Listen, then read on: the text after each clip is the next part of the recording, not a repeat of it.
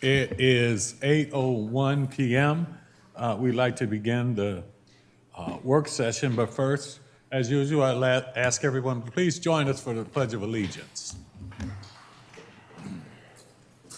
I pledge allegiance to the flag of the United States of America and to the republic for which it stands, one nation, under God, indivisible, with liberty and justice for all.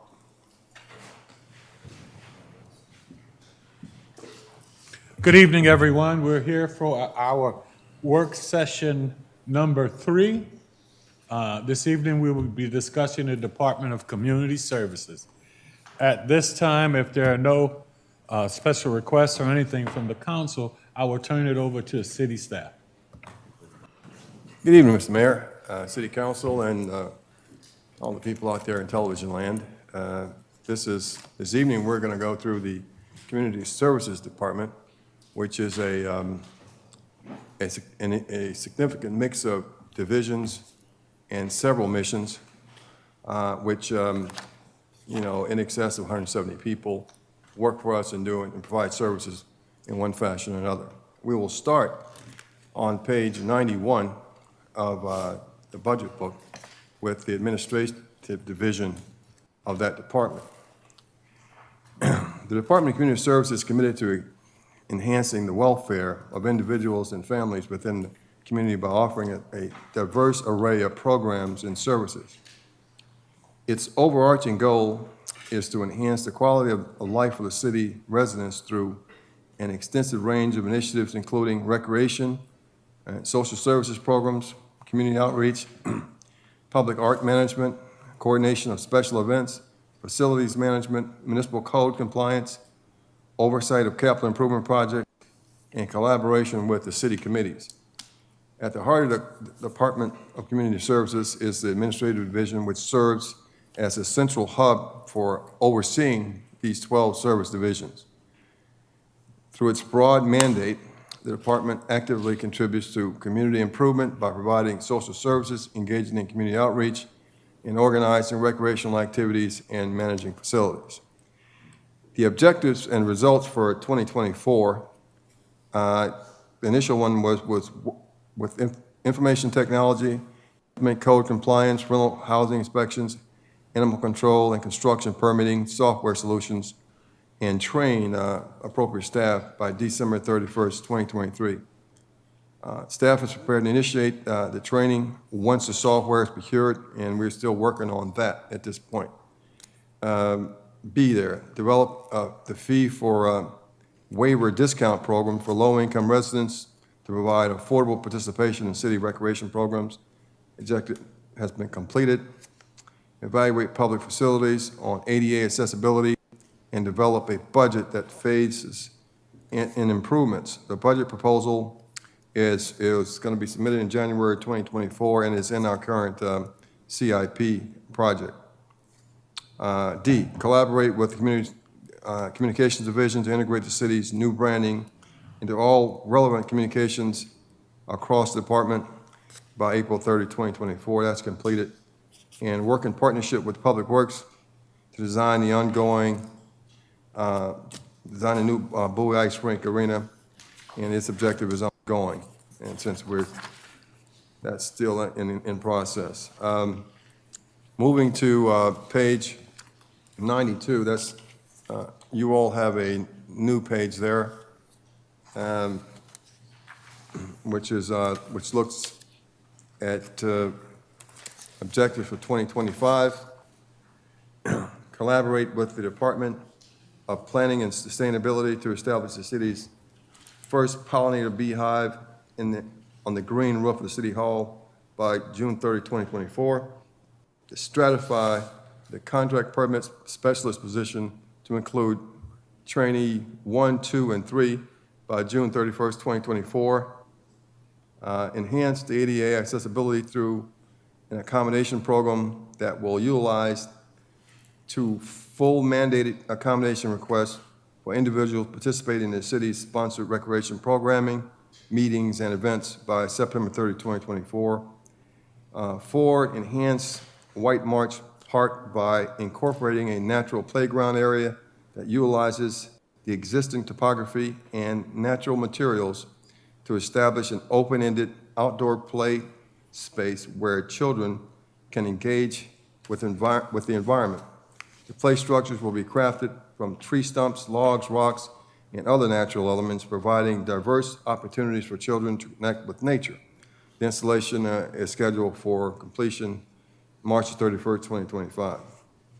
The significant changes for this particular division will be, as mentioned earlier, the stratification of a contract specialist permit specialist to contract permit trainee, grade 1 or Y112, contract specialist permit specialist 1, grade 113, contract specialist 2, grade Y114, contract specialist 3, grade Y115. The cost for the stratification, of course, is approximately $5,312. Now, the thing that makes the stratification something that we strive to do is an effort to better qualified and more highly competent technicians and specialists, and also helps us retain people who want to move up and improve their lot within the city, and helps us retain employees. As mentioned earlier, one of the most difficult tasks that I have as a manager is the recruitment of new employees, not just police officers. It's the unemployment rate is really low, and it's a really tight market. So one of the things we have to do is all that we can do to retain good people, and this is one of those efforts. That's why the stratification is something we've taken on, and you'll see it as you have throughout the budget.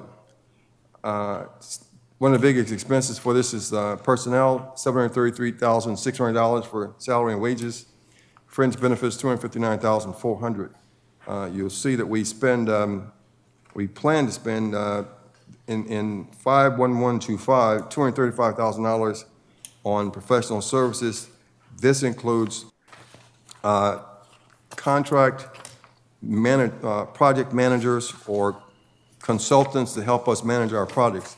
I mentioned last week that in specifics, we really don't have enough people to do all the things that we have to do.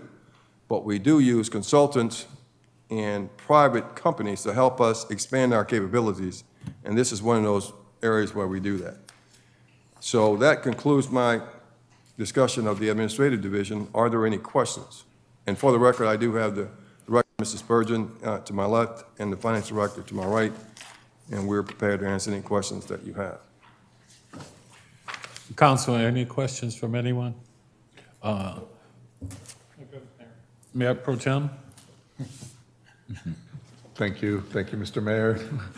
Just a quick question on the items that on the adjusted objectives. You culled out a couple of the objectives. Can you speak to the thinking behind them, or do they get relocated, or are they just withdrawn for other reasons? They were withdrawn. Previous objective 4 had to do with additional FTEs that we believe we can't afford at this time. And then objective number 7 had the project destination of Church Road inaccurately stated. And you know, really, Mayor Pro Tem, this was a mistake. It really shouldn't have been in this budget and what you all represented. It was one of those things that didn't make it past the city manager. It's something we simply could not afford under the circumstances, but could certainly be added, but that's why. That's understandable. I just wanted to get a feel for the rationale behind it. We missed the target on that one. It was not supposed, you were not supposed to see that. All right, fair enough. Thank you. All right, if there aren't any other questions, we'll go to. Excuse me, Councilman Brady? Sure. Thank you.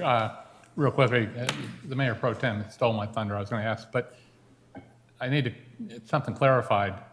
You have 7 objectives in the original document. You presented us with 4. You mentioned 4 and 7 were stricken.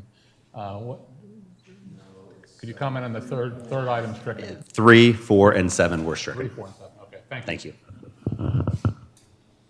All right, thank you very much. So let's move to page 95 and to building maintenance. The building maintenance is, City yes, sir, manager, sorry. I'm sorry, I just wanted to ask, on these objectives, you said that you removed them because we could not afford them? Is that correct? Yes. What happens, Mayor, is prior, in January and February, the directors come to me and fall on their swords for one thing or another.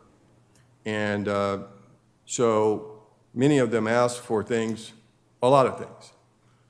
And so it was my opinion, my professional opinion, that in this budget, all things considered, we were going to do all we could to minimize any new FTEs, and this was not an essential function from my perspective. Now, if the council wants to add it, that's fine, but, you know, it's just, but we didn't mean for you to see it. There was a lot of other things that never made it too. So this was just one of them that was mistakenly included in the before. But Thank you.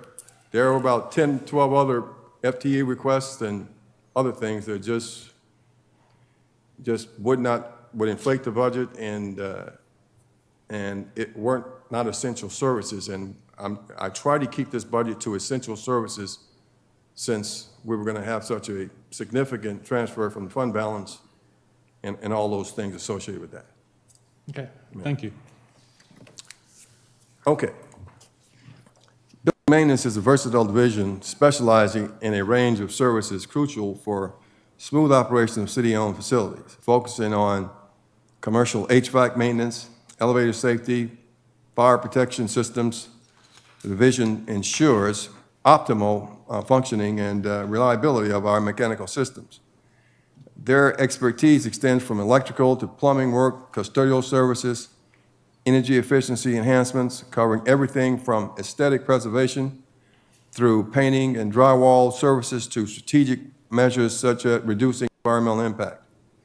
Additionally, building maintenance manages critical aspects such as our generator maintenance for backup power, roofing integration, surveillance systems installation, and their comprehensive approach includes project management, coordinating, overseeing maintenance projects. Building maintenance plays a vital role in safeguarding building structures, optimizing systems, and enhancing overall functionality. For 2024, we had 6 objectives. A there was implement stratification of the plumber, HVAC, and building maintenance workers. The stratification of the plumber HVAC position was completed in FY 2024.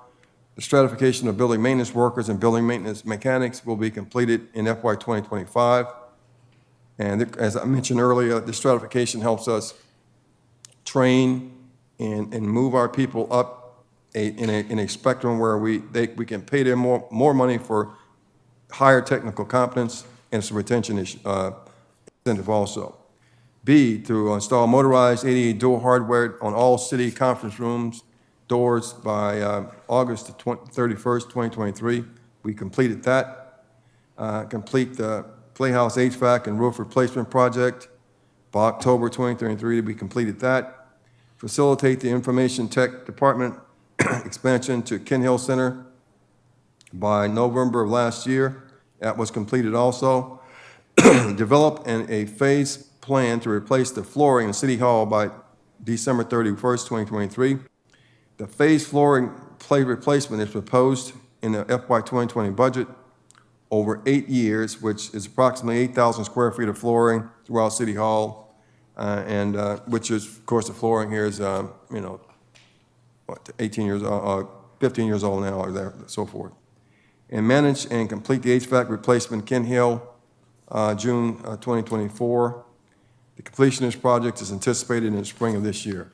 So, you go to page 96, you'll see the objectives for next year. Stratify the building maintenance worker position into a series including building worker, maintenance worker 1, 2, and 3.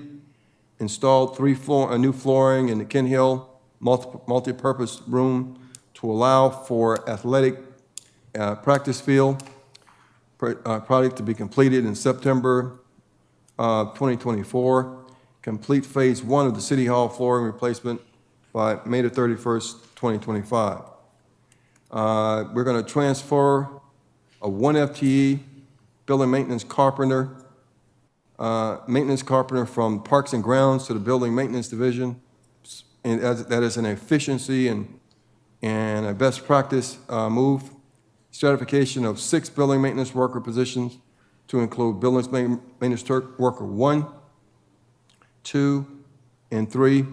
And they move from grades 106, 107 to 108, depending on technical competence and accomplishments. And that's approximately 18,731 would be the impact there. If you look at the full-time FTEs on 97, you'll see that that 1 FTE that's being transferred from Parks and Grounds brings the total FTEs for that division to 14. And one of the biggest expenses, because, you know, personnel issue is service delivery is about people, doing things for other people. $820,200 in salary, $286 in fringe benefits. We have utilities expenses of $200,000, repair and maintenance further down, $259,900 at 51235, and another repair and maintenance for supplies on page 98, $95,000 there. Any questions regarding the building maintenance division budget? Any questions from council? Councilman Brady? Yeah, thank you, Mayor. One general question with regards to the emergency diesels. How frequently do we test them? Do we run them annually, quarterly, monthly? We run all of our emergency generators weekly. Weekly? And for about a 30-minute time period. And we are checking our fuel status as well every single week. Okay, you anticipated the second part of my question. Then on the personal services full-time equivalents, I noticed that the HVAC series went from 1 to 2 this year, but the plumber series went from 1 to 0. Did we do away with a position? Or? Negative. The individual that was in the plumber series got promoted to the assistant superintendent, so we still retain the knowledge base of a really talented plumber. Okay, thank you, Mayor. Thank you. Thank you. Any other questions? Go right ahead, City Manager. Thank you, sir. If we would go to page 99, and you have a new sheet for that, I'll proceed. The housing inspections and code enforcement enforces municipal ordinances related to housing and community standards to ensure safe and healthy living conditions for residents of the community. Through this effort, the Housing Inspection and Code Compliance Division helps to prevent the spread of disease, protect property values, and promote compliance with municipal ordinance and regulations.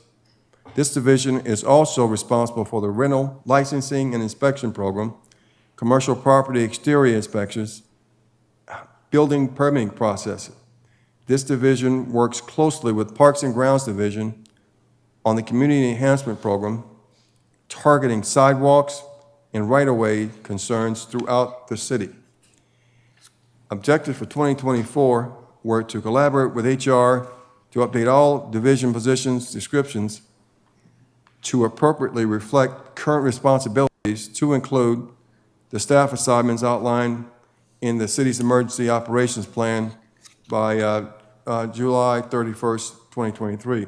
This objective was completed. Collaborate with the Community Communications Division to restructure the Code Compliance's website to focus on direct and easy access to common questions and information. This objective is to be completed by November the 30th, 2023. It was completed. C there, in collaboration with emergency management, conduct quarterly damage assessments, field exercises with division staff by May the 31st, 2024. One field exercise was completed in August of 2023. 3 additional field training exercises are being planned to be completed in 2024. One thing I'd like to say about the Code Compliance Division.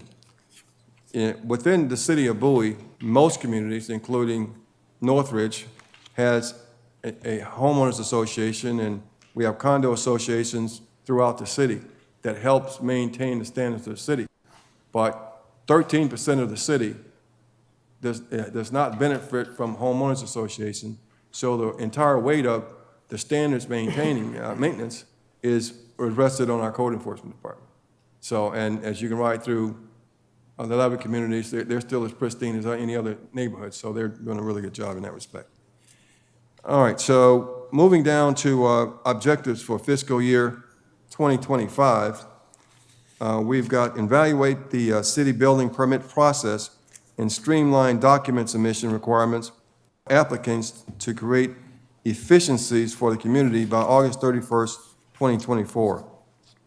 Number 2, evaluate the staff impact due to community expansion of South Lake, Melford, and Mill Branch Crossing, and provide a 3-year staffing expansion proposal by December 31st, 2024. The addition of the FTE building additional 1 FTE building permit and code compliance specialist is grade X112, and that's $79,000. So that's the significant budget. We are adding 1 person to our code compliance team to help deal with the expansion of the city, which is, South Lake, Melford, and Mill Branch Crossing. Going to the next page, just page 100 there, we look at the FTEs on the personnel. As far as the full-time equivalents increased from 9.1 to 10. And so also, this is a persons providing services. So salary and wages are a big part of the budget at $790,300. Fringe benefits, $300,500. We have some contractual services, which includes printing brochures, promotional material, court order abatements, and grass and mowing.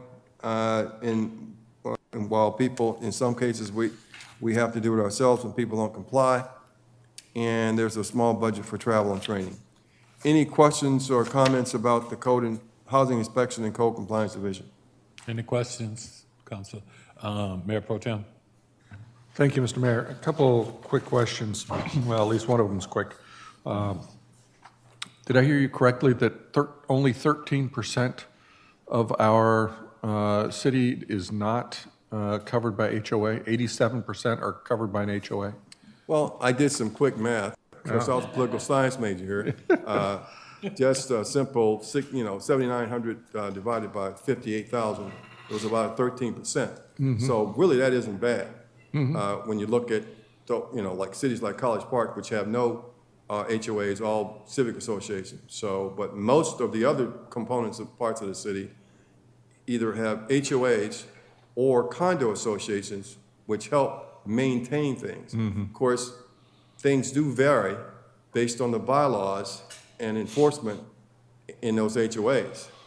In Northridge, it's pretty strict, because my wife wanted to change the colors of our house, and I told her, I'm just not going through that. It's gonna be really too hard, so I like it the way it is, because they're really rigid on that. So, and I assume other HOAs are too, but some have trouble enforcing things. But I think if you take the 79, the same people who are on our water system are not HOA supported, so. But when you ride through those neighborhoods, they look really good too, because our code guys are out there, and the neighbors are turning everybody in, Turn right? people in quickly. Yeah. Quick question now on part 2, which is on rental inspections. So we have a requirement for rental license and submission to an inspection process for anybody that has a rental property within the city. Do we have any understanding with the percentage of compliance we have with that? Has there been any work done on that? You asking specifically how many rental properties are out there that are not or not registered? Yeah, have you seen, I know I know you don't, obviously, if you knew exactly who they were, you'd go oblige them, but I suspect you have at least some understanding. Yeah, so our community is quite vocal, and when they believe that there are concerns, they report it to code compliance, or they report it to council, and council shares it with us. So that's traditionally when there's a challenge with a property. If somebody is a good neighbor and they're living in a house and you know the yard is kept well and the property owner is taking care of the property, we traditionally don't know. That would require some form of reporting to us. So is there, perhaps on a trial basis, perhaps not sure what the level of effort would be, but if you're looking to rent a home in the community, typically they get posted, real estate agents, listing and other services.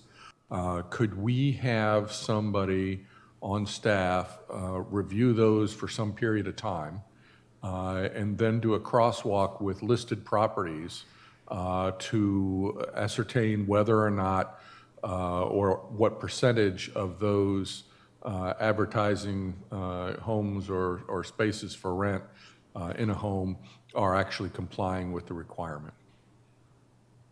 We can certainly look at that. Excellent, thank you. Thank you. I very much appreciate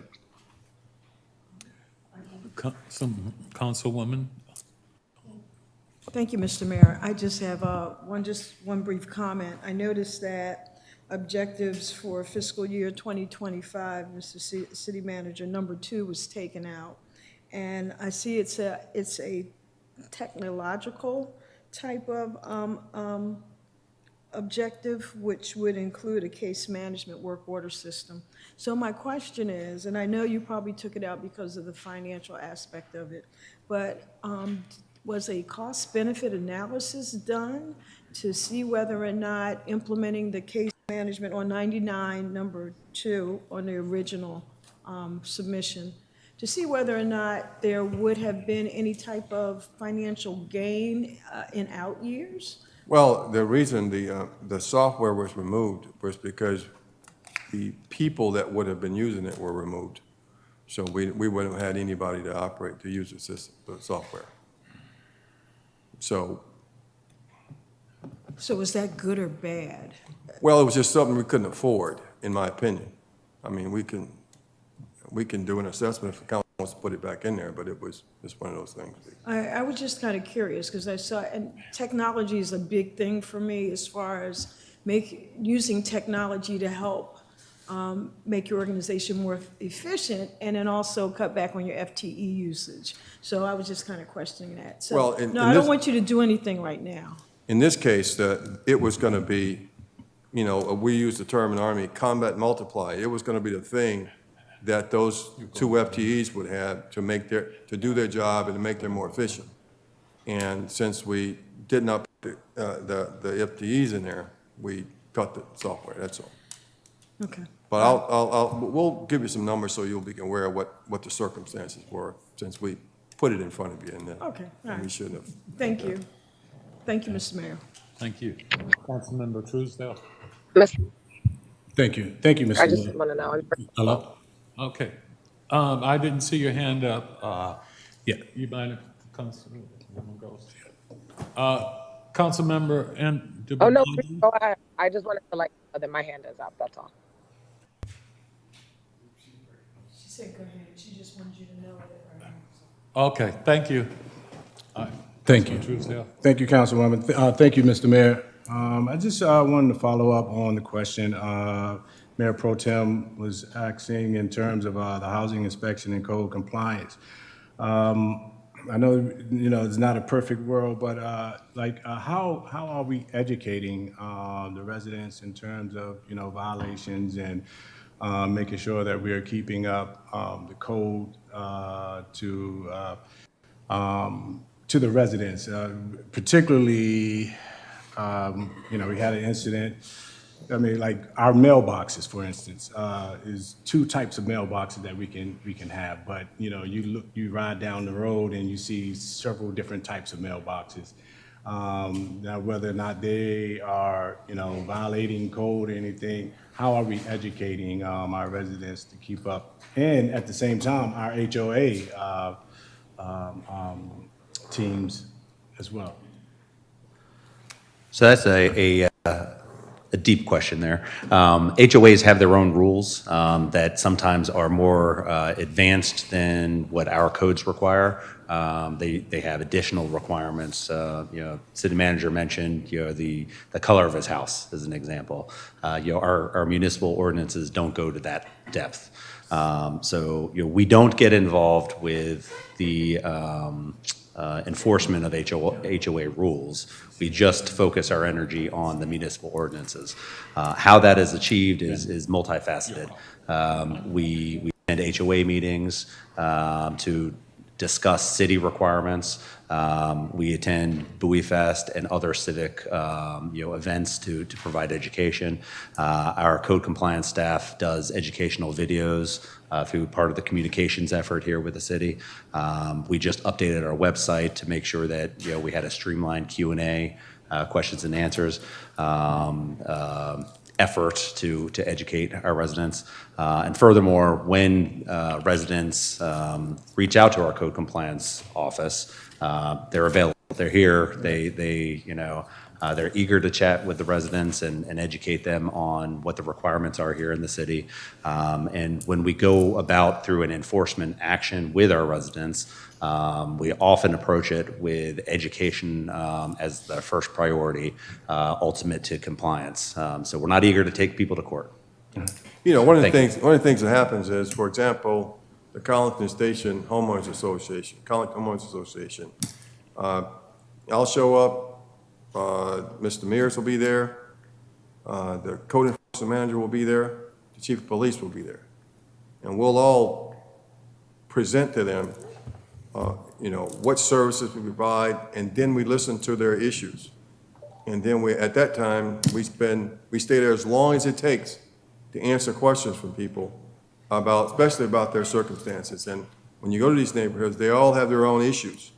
And so we explain to them who owns what. For example, they don't know the difference between a county road, state road, they just know it's a road in their city. We explain that, and we take those issues on for coordination with SHA, Prince George's County. The code enforcement manager will sit there and explain to people specifically what is authorized and what isn't within the city. And then, and to clear up, the difference between what the HOA stipulates and what we stipulate. And when, as a person who got a letter from the code enforcement department, back in 2013, because I wanted to cut my grass a little earlier than people wanted, the letters that you get are explain to you what you've done wrong. And that you can't cut your grass till 7 o'clock in the morning, and you shouldn't do it, and they don't tell you as a neighbor called, turned you in, but that's probably what happened. But, you probably disturbed them with them more, and that sort of thing, but they do. Our letters are notices, warnings, so it's a look, you did something wrong, to do it again. And most people who want to be good neighbors will take that and comply. So there's a lot of education, and when people break the rules, there's, it's a really soft letter that goes to them, and of course it gets more serious if they continue. But we, the staff, go out, are invited to all the HOA meetings, Woodmore Estates, and I've been to Highlands yet, but they haven't invited me yet, but, we'll go there. But we'll send people to all of them, and we'll stay there as long as they want to make sure that everybody understands what the rules are and what services they're authorized from the city. Thank you much. Thank you. Councilwoman Ndubamadu, do you have a question? Yes, I do. Thank you so much, Mr. Mayor. First of all, let me start off by saying good evening to the city of Bowie and to District 4 and to city staff and my colleagues. First comment is really, really love budget objective number 3. I'm super happy to see that staff has prioritized that and will be doing that over the next year. So excited to see that.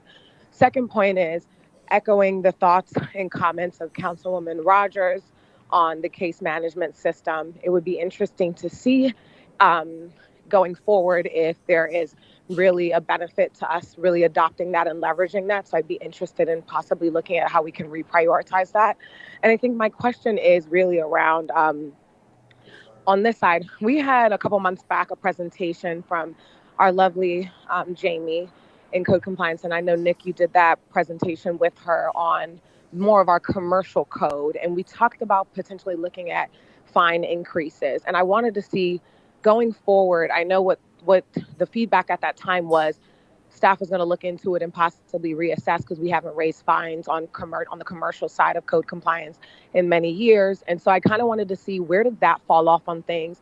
Is that an objective that you're looking at going into 2025? And possibly how do we explore that? I know that there are some limits on the state law side. And in order for us to really kind of increase fines on some of these things that we do on a commercial side, the county would need to do certain things. But really, my expectation was to possibly look at hearing back from staff to figure out where we are on that delta, to understand how we need to work with the county and the state on the commercial side of the house. So I'd love to ask about that. So to tackle your first item regarding the case management software, our code compliance division and community services is currently working with our IT department to obtain case management software. That's an ongoing process as we speak right now. The item that was addressed under objective number 2 for 25 had to do with bringing on this additional workforce, which we're not bringing on now. So that was specific to 2 additional FTEs, and it doesn't have to do with the case management. We are looking at the technology. We are bringing on new technology that will enhance our code compliance efforts. Could I step in and ask to make sure that we have the councilwoman who isn't in chambers to maybe have somebody email the changes sheet that we got? Yes. Okay.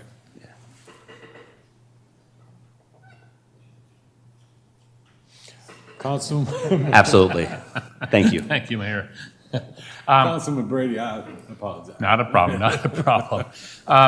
Under the objectives, talking about evaluating staffing impact due to community expansion, if you go back to the community services admin, there's a workload indicator for inspections, and it looks to have increased by 1/3 over the last 5 years. And now we're taking on more responsibility with Southlake and the other. Do you anticipate we have sufficient staffing this year, and therefore we're looking at next year? Where do we stand with staffing for the inspectors? We believe that we're sufficient this year. We will be strained in the next several years as South Lake further develops and Mill Branch Crossing further develops. Okay. I live near Mill Branch. I think there's 6 or 7 townhouses that are currently under construction. When we get to several hundred, that are occupied, then we're going to have a bigger issue. Okay. Because I see that trend continuing, accelerating, I should say. Correct. With these new additions. A second item is, do we capture under our rental policy, do we capture Airbnbs and the Vibros where they are like weekend rentals, not a long-term? Are they required to be registered with us? They are required to be registered, both with us and with Prince George's County. So Okay. there's a double process for all short-term rentals. Okay. And when first, shortly after we were convened at this council, I believe there was a notification, and I also, when door knocking, a constituent raised the issue about people renting out their house for weekends so that they can have loud, rowdy pool parties. And given the fact that all of a sudden we're in the middle of summer, it seems like, do we have a handle on that issue, and how do we approach it? So currently, we don't have any outstanding issues. I will use one example. I won't use the actual house number since there's new residents that live there. But we had one in the S section last year. We cited them over 40 times, 40 violations for over $18,000 in fines. Ultimately, the property ownership changed. So we have a new person in the house. We're not anticipating those kind of issues. Inevitably, we're going to see it somewhere. So when we see it, when our residents experience that, we ask them to do two things. First, if it's 11 o'clock at night and the party's going on, is to call the communication center. That number's 240-544-5700, and then follow up with the code compliance office at 301-809-3008. Okay, appreciate that. Thank Thank you. you, Mayor. Thank you. Any other questions from council? Hearing none. City Manager, back to you. Thank you, sir. The next would be page 102, Senior Services. Senior Services is responsible for maintaining a multi-purpose center offering classes, educational programs, trips, group clubs, special events, fitness facility, and activities for individuals 55 years and older. Transportation is available within the city of Bowie to seniors and adults with disabilities. The nationally accredited Senior Center also provides information and referral services for seniors, their families, and caregivers. Prince George's County Department of Family Services sponsors the nutrition program that offers both congregate and homebound meals on Mondays through Fridays. The center provides a liaison services through the advisory board. Information about the Bowie Senior Center is available to the community through multifaceted communication plans, which includes a monthly newsletter and inclusion on the city website.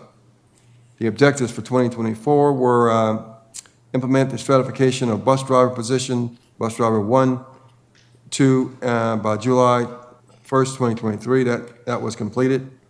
Expand the annual senior information fair to include social and mental health services and referral information by October 2023. The annual senior information fair included representatives from the city's youth family services staff and several other mental health service organizations. They will participate in the 2024 information fair, and therefore this objective was complete. Investigate the need for additional social services for seniors in Bowie. Collaborate with the grants office to research available grant funding, and if the need is validated, develop a proposal for inclusion in the FY 2025 budget. This objective to be completed by December 2023. No cost-effective and reasonable grant have been identified at this point, and so we're still searching for a funding source. If you go to page 103, you'll see that the work performance indicators for 24 and 25 are relatively stable. The objectives for 2025 include to provide transportation services to local voting polls for seniors in November 30, 2024. Assess the Neighborhood Helping Neighbors volunteer program to determine if the program has the capacity to support additional services by December 31st, 2024. Expand transportation services to include extended afternoon appointments by December 31, 2024. Number 4, provide transportation services to Bowie Fest, Juneteenth, and Old Bowie Celebrates for Bowie Senior Apartments by June 30, 2025.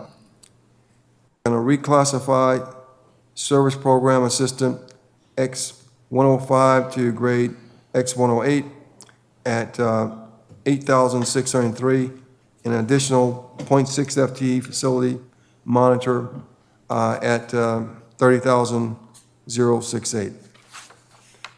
And if you look at the page 104, you'll see that our FTEs increased by 0.6 of an FTE. The major expense here are personnel, $890,100 for salary and wages, $246,000 in fringe benefits. We've got professional services, which include outside staff capabilities, instructors for expanded senior center classes, workshops, and such for $40,000. And we have operating supplies, $104,300 under 52010, which is a purchase of special supplies unique to senior operations and funds related to social service and travel. Any questions regarding the senior division? Senior Services Division. If I may, no, I'll let you go first, Councilwoman, please. Thank you, Mr. Mayor, I appreciate that. So I think the senior center is absolutely amazing. My mother-in-law went there for 13 years, and she just loved it. So I do have a couple questions. One was, someone had mentioned to me that families were dropping off individuals that were not able to care for themselves, kind of leaving them there for the, spending a few hours a day there. And I wanted to know if that continues to be a problem. Is there any type of, education going on within the community that shares what exactly it is that the senior facility, does to support? So that's one. So if you want to respond to that, that's fine. Sure. So that does happen occasionally, once in a blue moon. Okay. Our senior center management ultimately gets involved, contacts care providers if it's a nursing facility or family, closest relative, to discuss that challenge and make sure that we have folks that are more independent, able to enjoy those facilities. We are not a nursing home, and so there are some limitations to our services. That being said, we are open to a whole host of seniors with all kinds of accessibility challenges, and we encourage our seniors to show up. Thank you for that. So one other question or comment. Has there any consideration been given to creating a community employment board that's there for senior citizens? Because we seniors are getting younger and younger every year. And a lot of us like additional part-time opportunities to do things. Sure, And we can absolutely look at that. Oh, that would be wonderful. Thank you. That's all I have. Thank you. Thanks. Thank you. One question I have is, and more say, where we talk about objective number 4, providing the transportation services. I know at one point we heard that they were going to be separating the International Fest from the old Bowie Fest. So for those kind, I'd like to make sure that we include them in bus services. And I hope this isn't the extent of all, but representative. Go ahead. Sure. Thank you for that note. I actually have International Fest written here when this went to print, on our end and community services. That hadn't been agreed upon that we were doing International Fest, but we absolutely have that on our radar, and we will take care of that. Okay, thank you. Thank you. Any other questions from council? Okay, back to you, City Manager. Thank you, Mr. Mayor. We'll move to page 106, Youth Services Bureau. The Youth Services Bureau aims to promote positive youth employment, prevent juvenile delinquency, and reduce family tension and conflict. The program provides a range of direct services, including counseling, information and referral, crisis intervention, suicide intervention, substance abuse prevention, community consulting, drug and alcohol-free events, school intervention, teen mentoring programs. By offering these services, the Youth Services Bureau helps support the growth and development of young people, prevent negative behavior, and build stronger families and communities. In 2024, we had 3 objectives: implement stratification of the family counselors 1 and 2 positions. By July 30, 2023, that was completed. Plan and host a youth forum for mental health and bullying, featuring the film The Upstanders by March 20, 2024. The event occurred on February 26, 2024, and therefore the objective is complete. C, organized a substance abuse and your mental health awareness day by April 30, 2024. This event will has occurred on April 25th, 2024. The workload indicators, as we scan through that, seem to be rather stable. The objectives for 2025 are work with the Teen Mental Health Advisory Council to co-sponsor an event to raise awareness of teen and youth perspectives on their needs and challenges. Event to occur by December 31st, 2024. Establish a community open house event for Youth Services Bureau to educate residents about available services to address significant mental health and behavioral health concerns impacting our city by March the 31st, 2025. There are no significant budget changes to this division. The FTEs are 11.9 as it has been stable the last 2 years. The primary expenses are salary and wages, $978,700. Fringe benefits, $321,000. Advertising, major expense here would be the material and supplies, 52005 at 41,600, and some professional services, 51125, and of course, the consulting contracts with, for the County Council Special Appropriation Grant at $55,000. Any questions regarding the Youth Services Bureau and Division? Councilwoman Rogers, please. Thank you, Mr. Mayor. One question, well, I'll make a statement and a question. When we were doing community forums, we did one for diversity, there was another one with juvenile crime, and we had representation from Bowie High School. And it seems as if there's a real concern about mental health. Students are concerned about getting shot. They're upset about walking through marijuana smoke as they're trying to make it to their classes. And these are really bright kids. My question is whether or not it's been considered, and I understand that Prince George's County Public School System runs Bowie High School, as well as Benjamin Tasker. They probably have similar needs. Whether or not there was any consideration around a partnership. I know there's advertising that's going on, but I think this is a hidden jewel. We don't want, I understand this is for the city, but maybe there could be some type of partnership or collaboration with the local school principals to work with them on the issues that are really prevalent for kids that are in school now. Is that a possibility? Absolutely, and it is currently one of our major factors of how we operate. You know, we have great partnerships with our local school systems. You know, the goal ultimately is to make as early contact as possible to get folks on the right path. So we would not be as successful as we are without that connection with the school system. Great. Thank you very much. Thank you. Thank you. Any other questions? Hearing none, we'll give it back to you, City Manager. Thank you, Mr. Mayor. Let's move to page 109, which is animal control. The city provides a comprehensive animal control program with 2 full-time animal control officers to ensure public safety and the humane treatment of animals.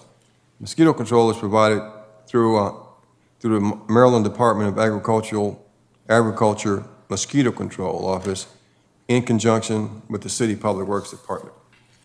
Looking at our objectives for 2024, in partnership with Bowie Claw, established a Little Free Pet Pantry, similar to, in concept to Little Free Library and Food Pantry, to be installed at the Bowie Dog Park by July 31st, 2023.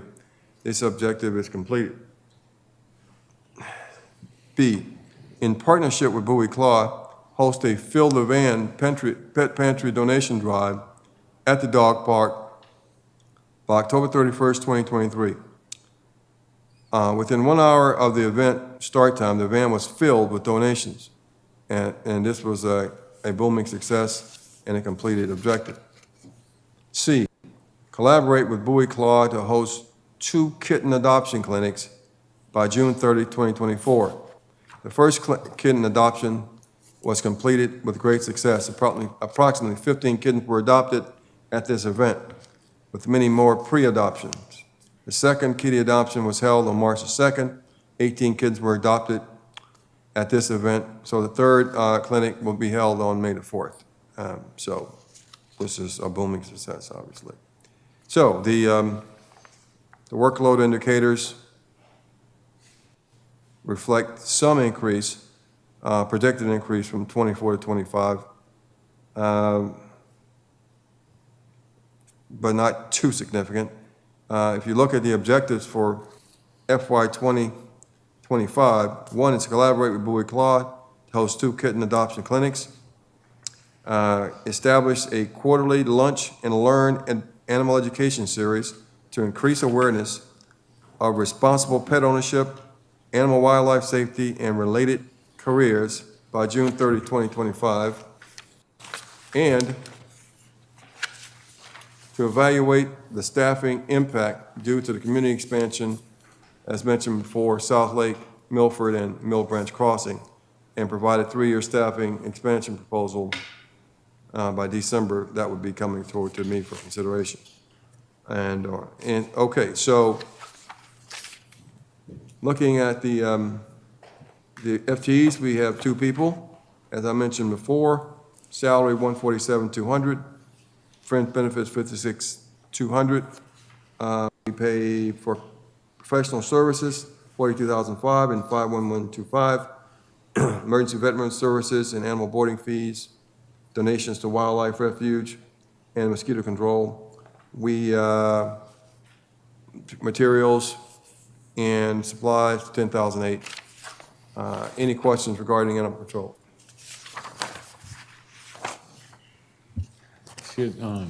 Councilmember Brady? Thank you, Mayor. More along the lines of an observation, as well as, I guess, you might say I have to fess up. I have for 10 years been a member of CLAW, so I want to make sure it doesn't impact what I do or how I do it up here, but I have been a member of CLAW, and I think they do outstanding work, especially with the TNR effort, as well as the support they give us for the holding rooms. So just want to make sure that's on the record. I would suggest it doesn't have to be a objective for the upcoming year, but 2 items. I'd like to have staff possibly look at establishing a cat sanctuary in the area where we can deal with some of these feral cats. And if it's feasible, maybe put it in next year's budget, but just do kind of a study and an assessment. There is one down in Charles. I believe there's one near Fredericksburg in Virginia. And I'm wondering if that might help ease some of our problems that we have with that as an issue, if we could establish one. And off the top of my head, the place I think might be perfect would be Sandy Hill landfill. But we clearly need to get the permission of the county to do that. The second is I'd suggest that we have a work session. I know you're proposing one of the new objectives for the coming year, but I think we ought to have a work session where we invite CLAW in. We maybe invite, I understand Laurel has an excellent program with feral cats, maybe bring their animal control person in, have our animal control here, and have a discussion on the issue, and partly to help educate the public, get an understanding up here of what's going on and how we better do it. So neither of those items are suggested as objectives for the budget, but I'd like to put a marker down and see if we can't do both of them in the coming year. Thank you, Mr. Mayor. Thank you, Councilman. Any other questions? We'll turn it back to you, City Manager. Thank you, sir. And we'll certainly investigate the cat sanctuary idea, and we'll schedule a work session that you requested in June. So, Recreation and Parks, page 112. The city manages park amenities and programs in city parks. Events and amenities are enjoyed by city residents and guests, and people who think they live in Bowie. I'm sorry, I couldn't say that, but the reality is there are probably 25,000 people out there with Bowie resident addresses who don't live in the city, but that's okay. This division plans and provides logistical support and staff citywide events and programs designed to enhance the quality of life enjoyed by the residents. Events include Bowie Fest, Juneteenth, Old Bowie celebrates International Fest, the Farmers Market, Field of Honor, Memorial Day Parade, Sunday Sunset Concerts. These programs include a food truck frenzy and the reintroduction of the International Festival. City park lands are patrolled by the Bowie Park Rangers and offer a broad spectrum of recreational opportunities and facilities that serve 2 million patrons annually. Park management includes allocating athletic fields and reserving park areas for picnics. The park rangers provide daily monitoring and activities in the parks, enforce the park rules and regulations, and provide visitor assistance and event and park security. The objectives for 2024 were to analyze the impact of Liberty Park on Bowie athletic field usage and revenue by August 30, 2021. This objective is complete. Evidence indicates that there has been no significant impact on the field utilization in the city of Bowie. Develop a marketing strategy to increase picnic reservations and boat rentals at Allen Pine Park by September 30, 2023. All picnic rental reservation holders will receive 1 voucher for the boat rental to promote additional rentals by our picnic reservation audience. Discount rental opportunities will be offered to Bowie residents through social media marketing and early rental incentives. Therefore, this objective has been completed. Collaborate with the economic development staff to survey the need or interest for establishing an outdoor market in Old Bowie by November 30th, 2023. This objective has been completed. Investigate and if feasible, establish a food truck program to encourage and foster community spirit by May 31st, 2024. We did that several months ago by having the food trucks out at City Hall there. It was a booming success. I think we've done it one other place also. Allen Pine Park, yes. So, going to page 113, we'll take a look at our performance indicators. And there's a slight uptick in action, but I don't see any major increases that so far. The objective for 2025 are to collaborate with the Department of Planning and Sustainability to install city's first pollinator hive in City Hall's green roof by July 31st, 2024. Expand the Sunday Sunset Concert Series from 1 hour to a 2-hour event by July 31st, 2024. Investigate the feasibility and develop a budget for a kayak launch at Allen Pond Park by November 30, 2024. Collaborate with project management to complete ADA improvements at Allen Pond Park to include the installation of an adult changing table at the Boathouse Restrooms by March 31st, 2025. The significant budget here, change here is a decrease facility monitor by 0.3 FTEs and the number change would be 12,285. Of course, it's moved to another division. We'll show you later on. The page 114, it shows that the numbers FTEs go from 12.6 to 12.3. Salaries and wages are $799,700. 700. Fringe benefits $753,400. 400. Contractual services, such as includes the city concerts, Bowie Fest, annual holiday program, Farmers Market, International Fest, Memorial Day Parade, Honor Guard, Hall of Honor, the Beautification Awards, and performing licenses associated with those events. That's $289,600 worth of contractual services. And equipment rental, portable toilets, city parks, properties, utility vehicles, portable stages, and radio rentals for special events. So are there any questions regarding the Recreation and Parks Division's budget? Any questions, Council? Councilwoman Rogers? Thank you, Mr. Mayor. I'm hoping this is the right place.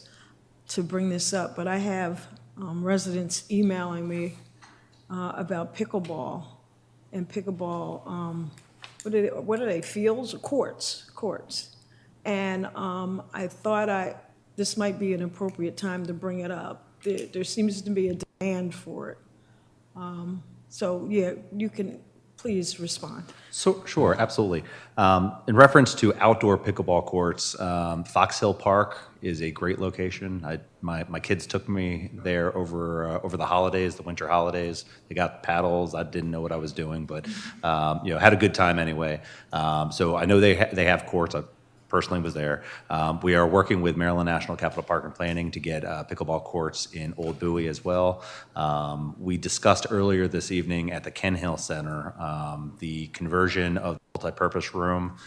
This is not for outdoor, but it is for indoor, going from standard carpet type floor to a multi-sport floor that will be lined for pickleball, that one court, as well as doing a deep sanding project at our gymnasium, which will put in permanent pickleball lines. Currently, there are temporary lines.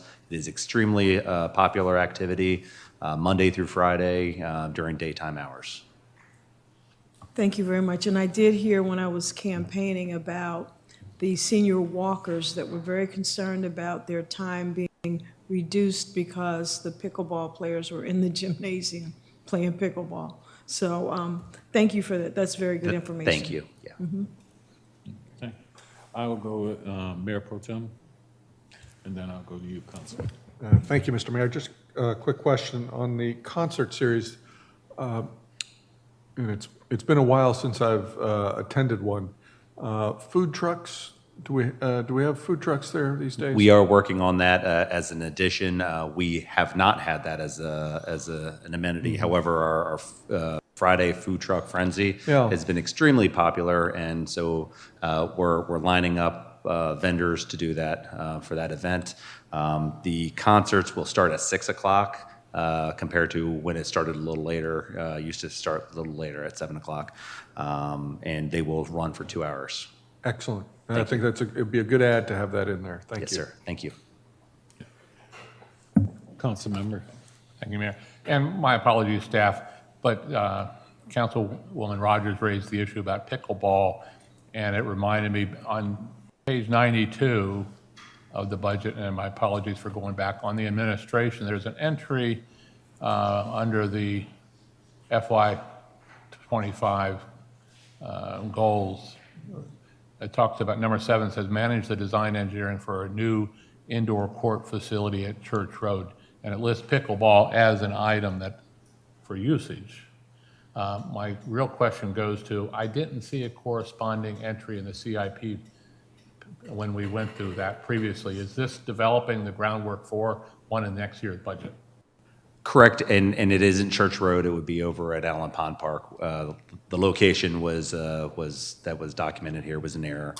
So we are looking at a different location, one that is in the, think when the ice arena finally gets built and we have to tear down that building, that's basically where we're looking. And yes, pickleball would be included in that design. Thank you for that clarification. Thank you. And again, my apologies for going backwards. Thank you.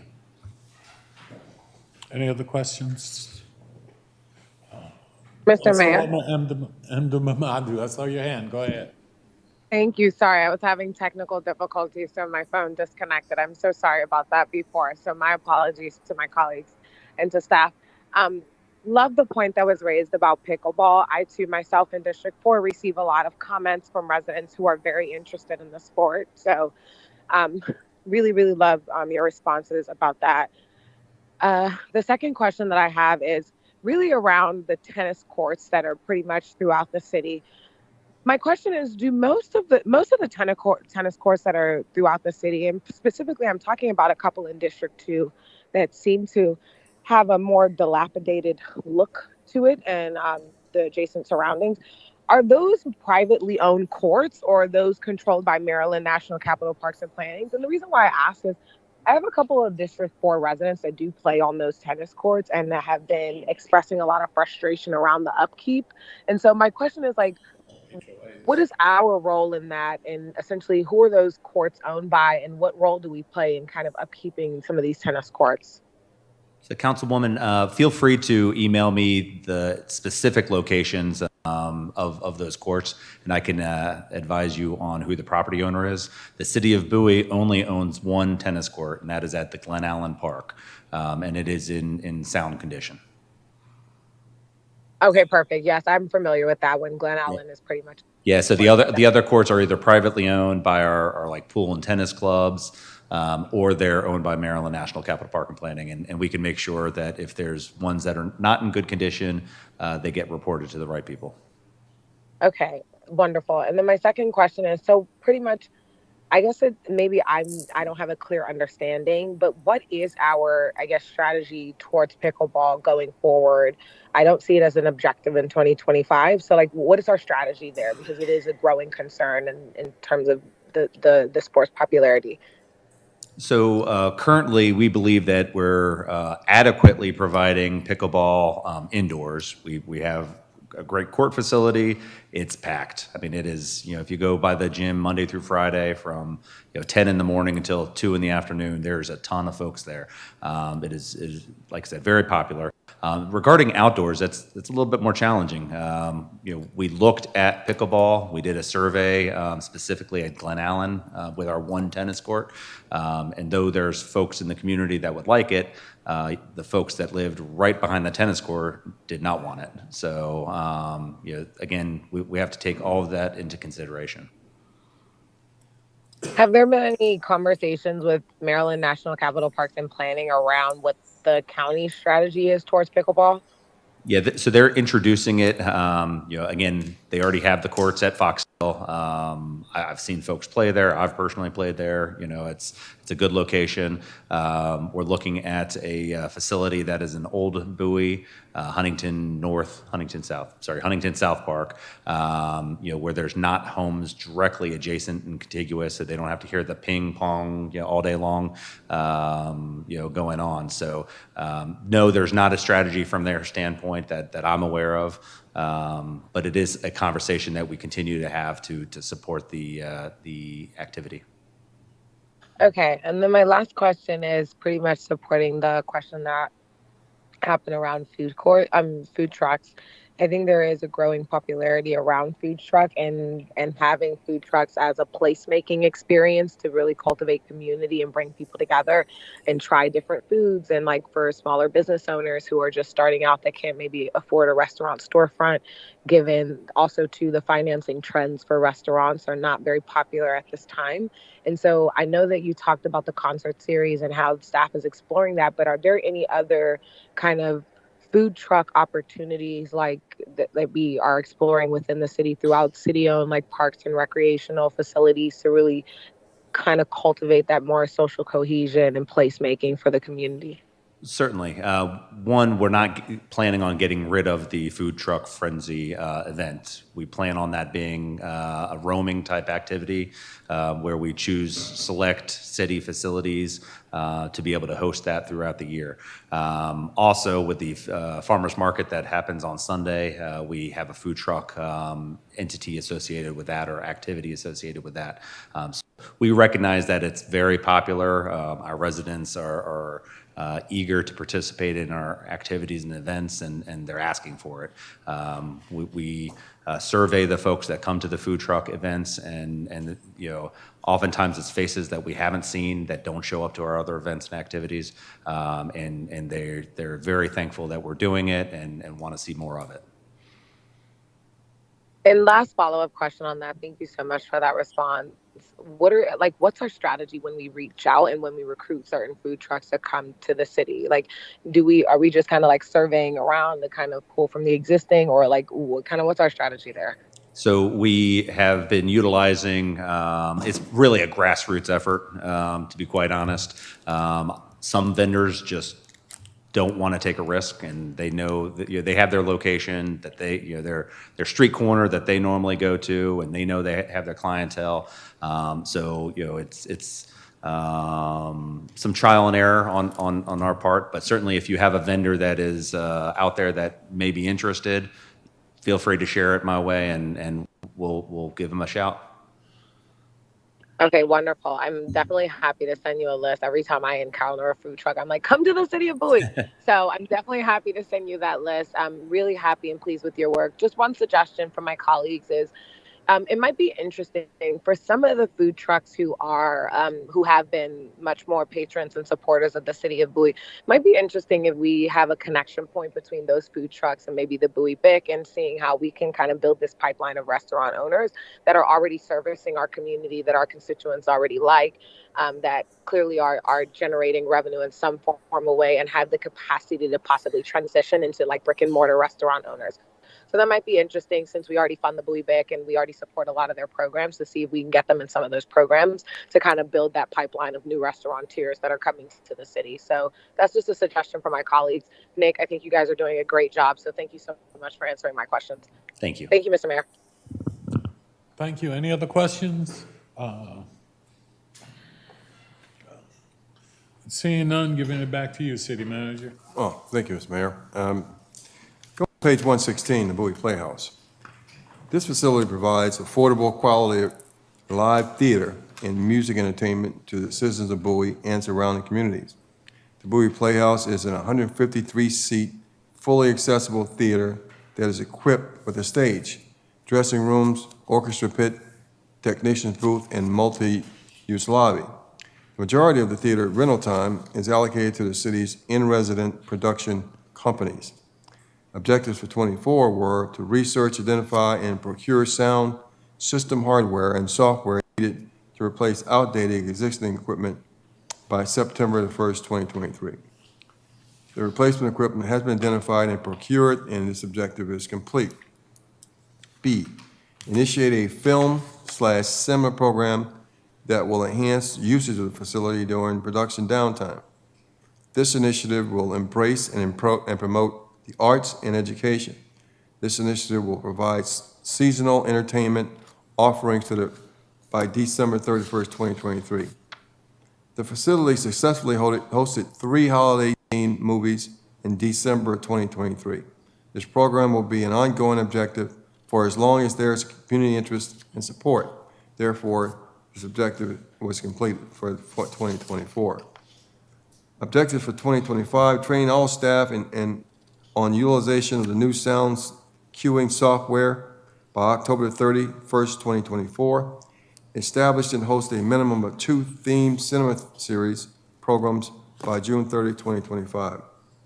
Increase hours is a significant budget change. Increase hours for the part-time theater technician, 0.3 equals $15,000. And we needed that additional person at the ground level to help us maintain and support the theater presentations. We've gone from 2.2 FTEs to 2.3, and of course that's an additional part-timer. Salaries $116,900, fringe benefits $21,300. This is a small division, and the biggest costs are utilities. Any questions about the Bowie Playhouse? Any questions? Mayor Pro Tem? Thank you, City Manager. Quick question for you. What's the percentage of utilization that we have going on at the theater? And I know that to include, I know we're not going to have shows every night. People have rehearsals and all that other kind of infrastructure needed before a show. But all told, how much additional capacity do we have there? Not much. We don't have, currently we're projected to have 93 productions this upcoming year, FY25. And, you mentioned just a second ago, some of these productions can take, 2 weeks worth of, Sure. of planning effort, site design, set design, making sure that all the lighting systems and sound systems are queued up the correct way. So yeah, it's a pretty full house. There's not a whole lot, and when there is downtime, we have smaller groups that we're plugging in to fill those gaps. And the parking associated with that, how's that holding up there? The parking is, I believe, under the Playhouse CIP. You'll see a projected plan for expansion of a small lot that's up by the Playhouse. Okay. Thank you. Thank you. Councilmember Seb. Thank you so much, Mr. Mayor. Hey, team. So we're doing a lot of really good work revitalizing the park at White Marsh. We've got the Playhouse, which is pretty active. We've got the football field. We've got Sport Fit there. With the amount of money in traffic involved in this particular spot, I wonder if anyone has given thought in the long term to how we could translate some of that into positive revenue for the city. We have this weird problem where we have a lot of assets that generate foot traffic, but almost none of them are in places where businesses are located. So our restaurants have to draw customers to themselves and just hope that whoever owns the town center any given decade is doing a good job, you know, making it easy to come in. I'm wondering, we own the White Marsh property. Is there any possibility of us looking at leasing portions of the property for businesses to operate in the future as a long-term thing?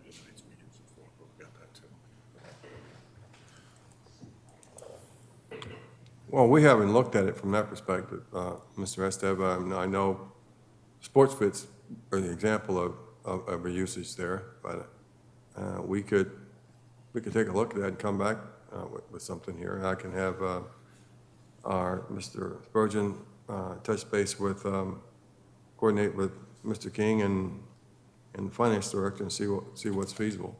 Okay, there's no rush at all. Just for the, it's odd having a playhouse that lives like in the middle of nowhere in the woods, and then a football field and a bunch of other stuff that's constantly drawing foot traffic with no way of turning it into someone out and going and getting a bite. In fact, from that property, it's a very inconvenient drive to anywhere but like Gambrills or Crofton, or maybe further down 301 if folks are going south. Anyway, just a thought. Thank you. Councilman Bertuzzo. Yes, thank you. I just want to just kind of echo my colleagues in terms of the Playhouse. My wife and I, we were able to go to one of those Hollywood productions, the Old Settler, back in December, and it's good to hear that there's some renovations going towards the parking lot. If we can add more lighting, we have a lot of seniors and a lot of older people, and a lot of people that's scared of the dark. I'm not going to say myself, but it was a nice experience. It kind of put you in the mindset. I mean, you know, it kind of put you in the mindset of Sundance. You know, you're in Park City and you kind of tucked away. From my understanding, it's like 100 seat playhouse. So yeah, if we can add more lighting, that parking lot, especially in the wintertime, you know, it's gravelly and it could get a little murky. But if we can, and I guess, you know, you guys have that in mind, that I just wanted to kind of bring that to light.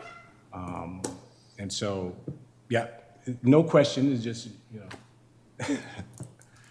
So the additional parking is scheduled for FY 2030, so we got a few years out there.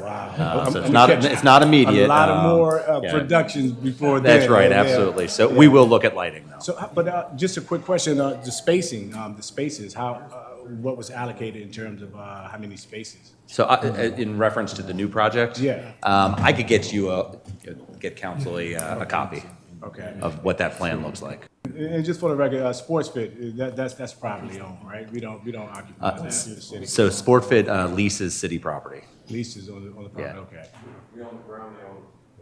Yeah, we own the grounds, they own the building. Okay, like New York City, right? Everything is good. All right, great. Thank you. Thank you. I'd like to just make a comment about the Playhouse, and bear with me, because I know people who perform there, and they just celebrated the Playhouse, and congratulations to them. They had a performance last year. That was the first time that every performance was sold out for several weeks. Now, I will not say that was because my daughter was singing in it, but nor will I mention that they're going to be doing another production of Dreamgirls there. And again, my daughter is Effie. I'm just saying, but But the one thing about that Councilmember Truesdale and we've talked about too is being someone who's gone there several times and all, we do need to figure out a way for parking or have somebody who can help. We have a lot of elderly that park and then try to walk over where the point to drop off, it gets a little dicey on dropping it, then making that circle around, and then trying to go back out to park and that, and not having anyone who really can help direct traffic, so to speak, and to make, as we mentioned, it is a little dark there, to give some of the seniors a little sense of safety in addition to what we're doing there, so. So we have the .3 FTE that hopefully council will approve in this budget that helps with that endeavor. I thank you. Yeah, thank you. Mr. Mayor? Yes, Mayor I'd Pro like to Tem. just follow up on that. There may be an opportunity for a golf cart to shuttle for those who are not quite as sure-footed or comfortable walking through the dark, particularly on the return back to their vehicles. Maybe we could take a look at a cart that we could perhaps purloin from the golf course for a trial basis, or at least consider going forward. Certainly, we'll look at that. Thank you. Thank you. Any other questions from council? Mr. Mayor. Councilwoman Mdabamadu? Thank you so much, Mr. Mayor. Just want to briefly echo and add a +1 to Councilmember Estev's original question in the opening of this section. So +1 to that, just to show council interest from my side. And then the second thing, my question for you, Nick, is really around at what capacity are we prepared to support? I know the additional parking is not scheduled to be added for some time. And I think the Playhouse is such a hidden gem that we have in the city that a lot of people do know about, but a lot of people still don't know about. And so a couple of weeks ago, I had the pleasure and opportunity and honor of participating in a private dinner with Deborah Messing from Will and Grace. And we talked about how we could possibly look at activating some more partnerships in the city of Bowie with like the Washington Ballet or like the Kennedy Center, and really some of those up and coming performers that are eventually hope to perform at some of those establishments, maybe starting out in other smaller ecosystems in different communities. And so what I don't want to do is kind of wield all of that type of support our way if we're not prepared to support that scale and that capacity with parking, lighting, et cetera, infrastructural things. So at what capacity are you prepared to support? And have we looked at possibly establishing some of those partnerships so that we can bring exclusive experiences to this Bowie community and also support some of the local artists that are here like we have done in the past? So at the Playhouse, we are not, that's not the purpose or the historical purpose of the facility. It's a community playhouse meant for local performances. It's a 150-seat facility. It's a very small facility. A few years ago, we did a White Marsh Park master plan. Overwhelmingly, that facility is already at capacity. There's not a whole lot more activity that we can do. There's no more activity that we can do at that facility without significant enhancements to infrastructure. So I share that. What I would recommend for that kind of engagement or that kind of entertainment is to redirect to the BCPA as a much more advantageous location, a lot more seats, a lot more capacity, a lot more infrastructure, closer to Bowie businesses. Okay, that's super helpful. And also, can you further clarify the objective number 2, where it says host 2 cinema-like experiences? Like, help me understand like how you're going about that, and give me just more clarity so I have a clearer understanding.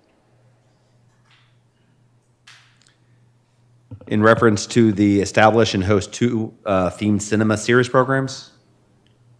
Correct.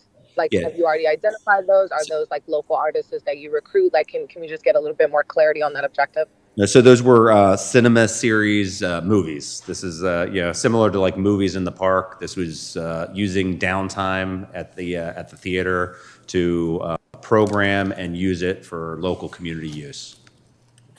Okay, and that would be free, so like local community wouldn't have to pay for that or anything like that? That's correct. There might be a small token, like ticket price, a couple bucks, just to keep people honest. The first, the first time we did this, when things are absolutely free, you have no skin in the game, and people may or may Right. not show up. So, there might be a couple dollars in it, just to make sure people stick by their commitment to show up for an event, rather than take tickets away from other people that would have to go.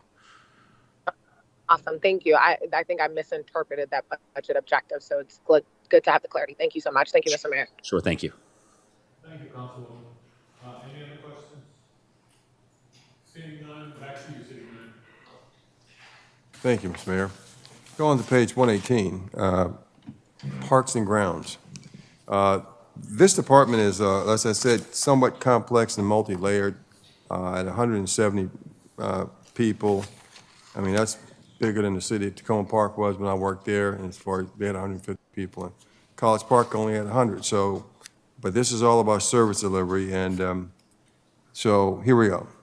The responsibilities of this division include the maintenance of the city-owned grounds, including parks, ball fields, trails, fences, playgrounds, and flower beds. Parks and Grounds collects refuge on these properties. This division is responsible for maintaining all city street trees on city right-of-ways, partners with Public Works in the annual leaf collection, which is a Cadillac service we provide compared to others, and performs plowing and salting operations at the city facilities. As you may know, the Parks and Grounds is responsible when it snows for clearing out the city properties where our streets maintains. They're out there, keeping our 191 miles of roads clear and safe. The objective for 2024, the budget for the implementation of the Sustainability Division, that was that one? Sustainability Division, recycling goals in Parks and Grounds by November 30th. In order to meet the sustainability goals of having one recycling container placed at every trash receptacle in the city needs to acquire 10 recycling containers. 110 recycling containers with an estimated cost of $70,000. Additionally, $166,000 is needed to dedicate recycling collection minimum, a mini truck. There is a 2 FTE impact, including crew leader labor and, right? Yeah. Basically, this was the litter, This is the recycling. a recycling program. This is initiative will be discussed in FY 2025. It wasn't affordable, and it's being reconsidered in the future. So number B there, replace Deering White Pine Trees Phase 2 along the Northview Drive adjacent to Allen Pond by December 31st of 2023. Phase 2 of this project is already complete.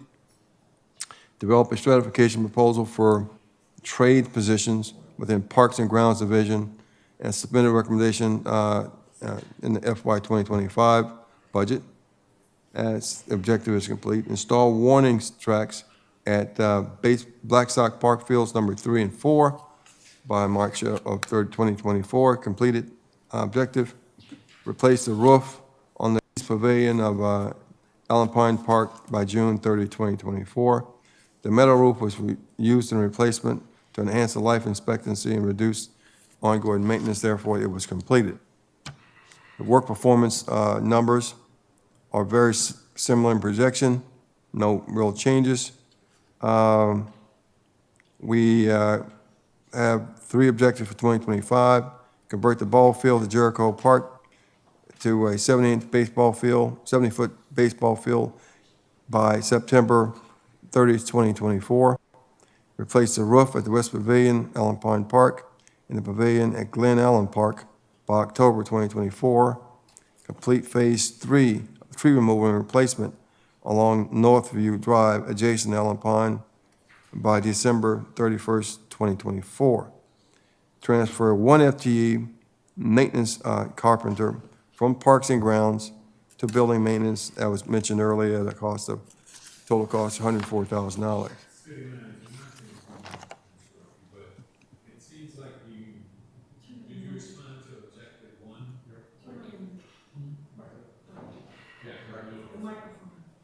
Objective one was, Yeah. you've got a new sheet. Well, yes, Mr. Mayor, that was one of those, that was connected to the community enhancement response, which should not have been in here. And so that's why on the new sheets, it was not included. And you know what? Okay, you go right ahead, city manager, I'm sorry. Okay. I, You got the at new the pages, bottom. right? Okay. okay. All right, so the significant budget changes, as I mentioned, the transfer of the maintenance carpenter from Parks and Grounds to building maintenance for more efficient management of that particular skill. So there are 36.2 people in this division. I think it might be the second largest compared to solid waste division. $2,223,600 in wages, $824,000 in fringe benefits. We have public utilities at $204,300. Repair and maintenance at $910,400. Professional fees to feed, prune, brace, and preserve our trees on Bel Air Drive, Sussex Lane, and Town Green, and for services beyond staff capabilities and contracting services, which is basically what we're talking about. Includes the maintenance and repair of irrigation ditches, electrical to provide professional services to parks and aeration fountains. Includes contract landscape maintenance, Mitchellville Road, Evergreen Park, Route 450, and fencing along 197. Also includes contract tree pruning and tree planting, removal of invasive plants from city-owned properties, and for the ash tree infestation abatement program. And as I mentioned, that's $910,000. Further down, we got building maintenance costs, $97,200. Number 52005, $203,000 in supplies. The purchase of such items such as hand tools, rakes, shovels, lumber, fence repair materials, grass cutting equipment, et cetera. And operational supplies such as fertilizer, herbicides, grass seed, marking lime, topsoil, and to maintain the recreation fields and adjacent areas. So this is a large department that does a lot of work on our facilities, areas, and our parks. Any questions regarding Parks and Grounds? Any questions? Mayor Pro Tem? Thank you, Mr. Mayor. Quick question on trees and right-of-ways, and more specifically in the road verge. Do we permit trees to be put into the road verge, and when we're doing installs for canopies, do we allow for that? So our Parks and Grounds Division has a permit through the State Highway Administration to be able to plant in city rights of way. So we are the ones that we do it or we contract it out. Yes, but it's more specifically, do we allow, when we are installing those trees, do we ever place them in the road verge, the space between the sidewalk and the gutter, the green strips there? Or is it always beyond the sidewalk? I'd have to get that to you, Councilmember. Yeah. Excellent, thank you. Thank you. What was that term you used, Mayor Pro Tem? Road verge? Verge. Verge. Road verge. Got it. Road verge, yes. I got it. I couldn't hear it either, so thank you. There's about 1,000 names for that strip of green grass got it. that runs between the two, Got and it. depending where you're from, you got a different name. We didn't do that in Alabama. We said something else. I got it now, sir. I In want some you to- places, I think they even call it the Devil's Strip or Yeah, I other heard that stuff. one. I mean, it's just like all kinds of strange names for it. You need to include it in the glossary. Yes, yes, we'll put a glossary in, yes. Hey, thank you. Thank you. Councilwoman Rogers?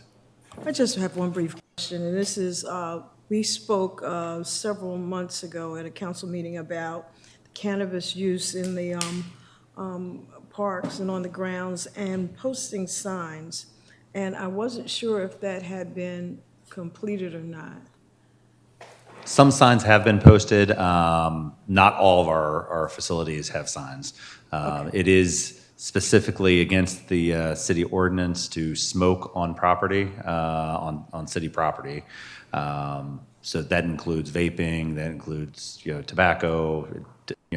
Doesn't matter what kind of, variety folks are choosing. Our park rangers do enforce it, primarily through education. Most people, when questioned by a park ranger, usually put it out. So they stop what they're doing. But we do, hear the same comments. We do smell the same concerns, and we are actively monitoring. Thank you very much. Thank you. Mr. Mayor. Councilmember Mdabamagu?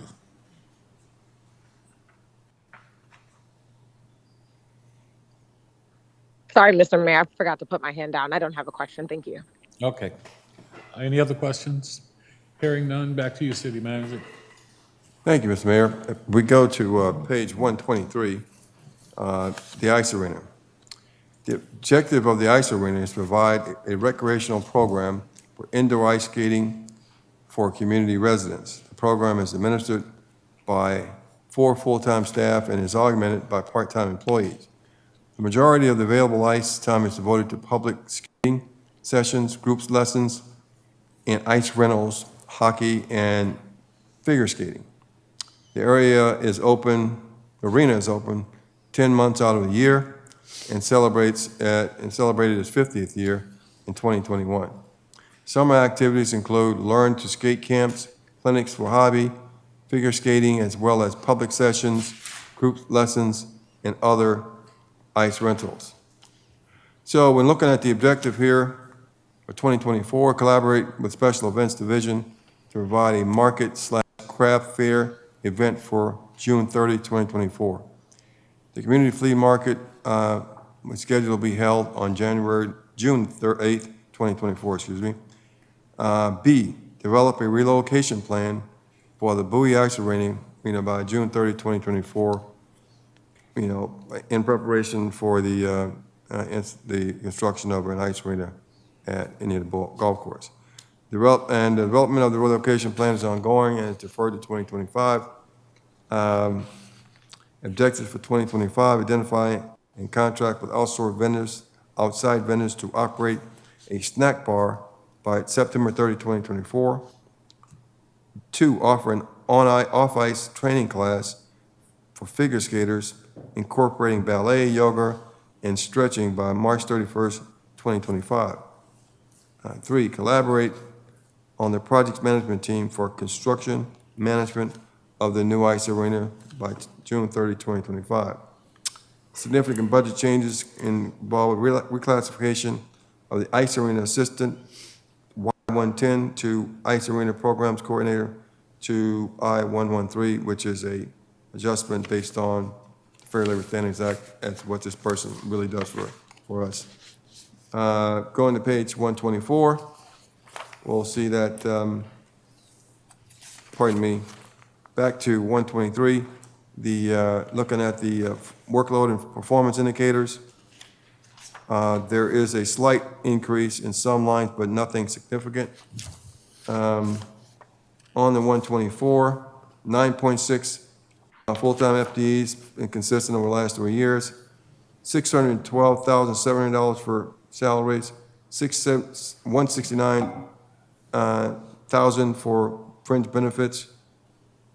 We have professional services for disc jockey services, skating instructors, referees for Hero Hockey League, and active net fees to the tune of $103,800. Repair and maintenance is a large budget there in 51235, including electrical, plumbing, general and building maintenance, preventive maintenance, and our utilities are $212,700, including electric, gas, and water charges. Any questions regarding this division of the Community Services Department? I see no questions. Moving right on. The next one is on page 127, which is the historic properties. As you can see, this is a diverse department that everything from ice arenas to historic properties. The historic properties, the city of Bowie maintains 6 museum properties and support facilities with the purpose to collect, preserve, and interpret the historical and cultural materials relevant to the development of this region, and namely for the histories of the structures of the Bel Air Mansion Museum circa 1745, the Bel Air Stables Museum circa 1907, the Bowie Railroad Station and Huntington Museum, 1910 to 1933, and the historic building in Lone circa 1929, opened as the Bowie Heritage Welcome Center. The 1906 Harmel House at Old Mitchellville Storekeeper Residence is the home of the National Capital Radio and Television Museum, operated by the Radio History Society.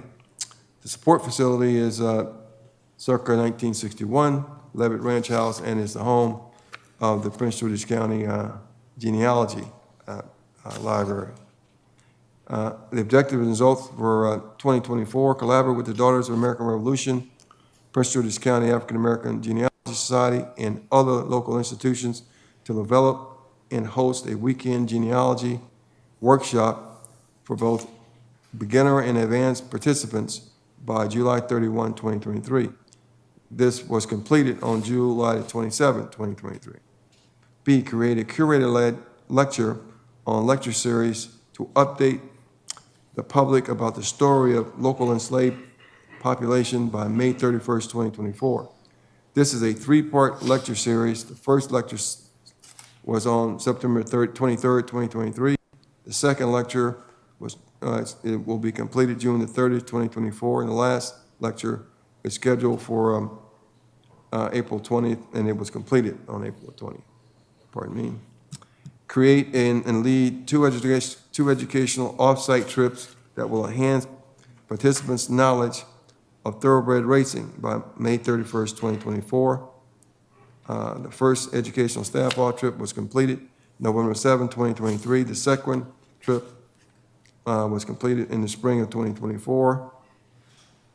And there is also, that's the June 15th, the Jockey Club is going to host residents there also. Workload and performance indicators have not changed significantly at all from one year to the next. The objectives for 2023 are to redesign the Welcome Center interior to enable it to accommodate various art-based programs and community uses to bring arts and entertainment to Old Bowie by January 31st, 2025. Establish a series of educational programs for local children, K through 12, that meet common core curriculum standards for the state of Maryland by October 2024. Collaborate with Bowie State University to develop an internship program focusing on museum studies to be launched May 31st, 2025. We have 5.4 people, full-time FTEs, which is constant with the past 2 years. Salary and wages, $316,000 for salary, $80,700 for fringe benefits. Major expenses are $73,511.25 in professional services, conserving museum objects, exhibit design, furniture repairs, and exhibit maintenance and more. Repair and maintenance for the building, plumbing, heating, air conditioning, other repairs for $165,000, utilities $82,400, and operating museum shop supplies at Bel Air Mansion, $20,000, and machinery and equipment significant at $15,000. Any questions about the historic properties division of the city? Councilmember Steve. Sorry. Thank you, Mr. Mayor. Mr. Spurgeon, I know in the past we've talked a little bit about trying to find programming at the Bel Air Mansion that would allow us to utilize the property more consistently with how Maryland National Capital Park and Planning utilizes its historic properties. I've attended 3 weddings in the last year because I'm at that age. And very often, these events are happening on historic properties that are not that much larger than our own. We were just at the Peka House, actually, for a wedding in Annapolis recently, and the only part of that actual historic house that was open for guests was just a small space for the restrooms. Everything else was outdoors in tents, but utilizing that property as a strong visual backdrop. I've heard from more than a few folks who are in these kind of professional industries who find it incredible that the city is sitting on a gold mine that it does not utilize. I think it is wonderful that we have this property. I think it's great that some middle schoolers visit the Bel Air Mansion regularly and that they do some cool programs. I love that they do the sip and paints. I love that they're hosting different art programs. I love that they're doing Tai Chi. I give them a lot of credit. They're coming up with cool programs to do. But I keep hearing from everyone with knowledge about this that we really could be doing so much more with that property. $750,000 on historic property and expenses. I mean, some say there's no price to maintaining history, but I say there is. It's $750,000, and it'd be nice if we could make a little bit of that back somehow. Do you have any thoughts whatsoever on the Bel Air Mansion in particular? Is this something you and your team are open to exploring and talking to us about? So we in a currently future date? do, thank you for the question, Councilmember. We currently do weddings on site. Just this past late winter, we had a wedding, at the mansion. It was indoors. It was, currently we allow a capacity up to 75 individuals. So we've had a wedding, we've had a bereavement, and I believe it was a 40th birthday party with a Bridgerton theme. So we do corporate meetings. We got a good bit of that going on.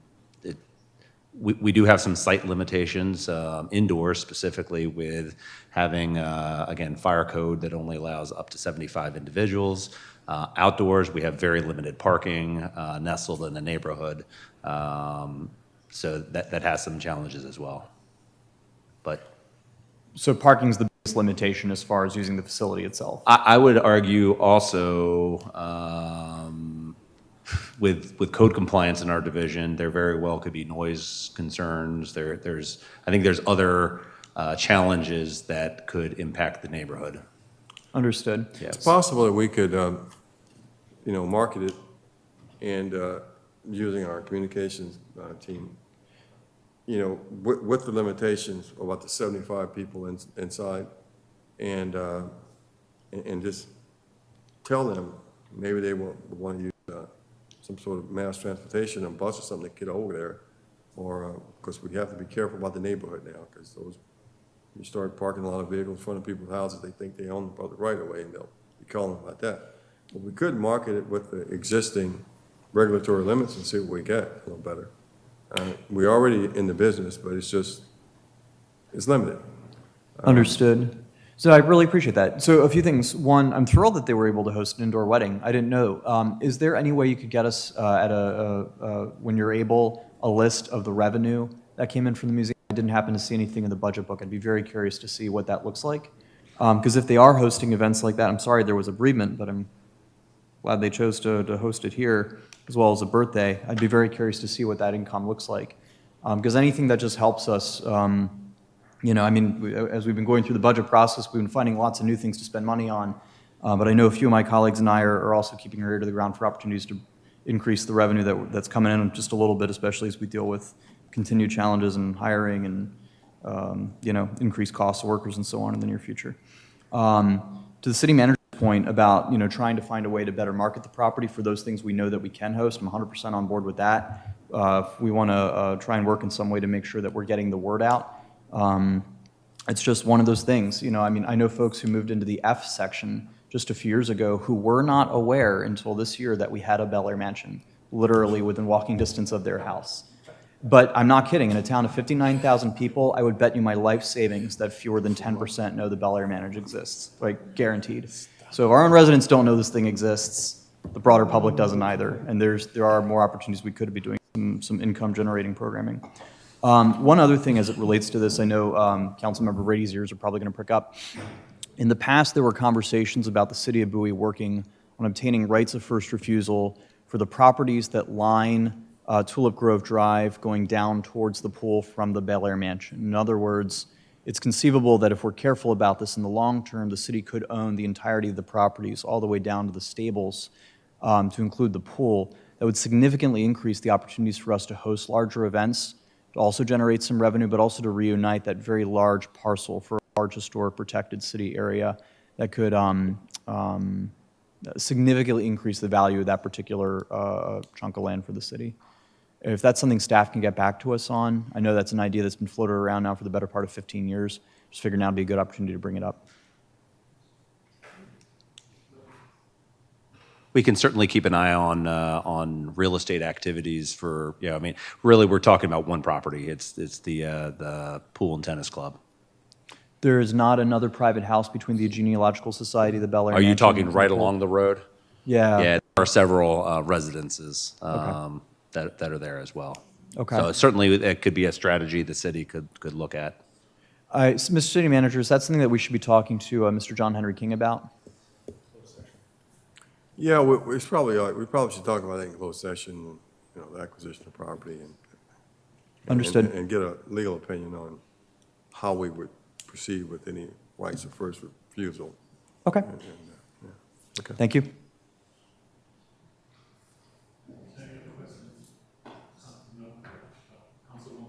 Yeah, thank you, Mr. Mayor. Just have a quick question. So there was a lot of talk a couple years ago, I guess, or years ago, about the Sacred Heart unmarked graves. And I know that I run into one person in particular who has family back there. It's not included in historical properties. I know it's owned by, I think, the Catholic Church. But I didn't know whether or not it was, a part of something that we looked at or thought about. Just asking. Sure. So specifically with that property, the original property was owned by the Jesuits. The property is currently owned by Sacred Heart Church. However, all of that is outside city limits, Okay. so it's not something that we have looked at. Okay, thank you very much. Thank you. Councilmember DeFore. But I do Mayor believe. Pro Tem. I'm Yes, sorry. absolutely. I do want to put a plug in that I know we had a event scheduled, a talk at the facility, at the mansion, that I think was canceled and hopefully is being rescheduled. I just don't know what the date is, but provide some history and background on the cemetery. So I don't know if, can someone answer to the question as to when it is? Yes, it is being rescheduled for this fall. Unfortunately, the speaker had to cancel because of family. To repeat that, it's being rescheduled for this fall. Outstanding. Thank you. Councilmember Brady. Thank you, Mayor. I would share, echo the concerns and issues that Councilman S. Steve raised with regards to the mansion and the utilization of it. And I would hope that we would look to market it a little bit better. And I trust that you probably have already over the years talked to like Park and Planning and other entities that own historic properties and find out how they market theirs to see if we're in compliance or in competition, if you will. We'll certainly look at our marketing strategy specific to this facility. On the side, I recently was looking for my son who's engaged and was looking at the Newton White Mansion. The facility holds way more than we can hold, has plenty of parking, and the profit, the revenue, the fees are about $3,000. Depends on if you're in resident county versus out of resident. So we're not talking a significant revenue stream specific with Understand. a very close historic property near us. Understand. But yes, we will look at our marketing strategy. Okay. And just a question, under the current objectives, number B, talking about create a curator-led lecture or lecture series. And I'm quite certain this may hinge upon whether it's proprietary or copyrighted. But do we typically, when we have these kinds of functions, do we tape them, videotape them, and then upload them to city's website? Because I think that'd be an excellent educational tool to make available. That's an excellent comment. We do not do that currently, and we will look at doing that in the future. Okay, Thank you. Thank you, Mayor. Any other questions? Seeing none, back to you, City Manager. Well, thank you, Mr. Mayor. We could go to page 130, the city's gymnasium. The gymnasium provides court space for the community to participate in indoor athletic activities. Staff collaborates with local organizations to provide recreational activities that include basketball, volleyball, pickleball, cheer, and indoor walking. It's in keeping with the gymnasium and the senior center campus concept.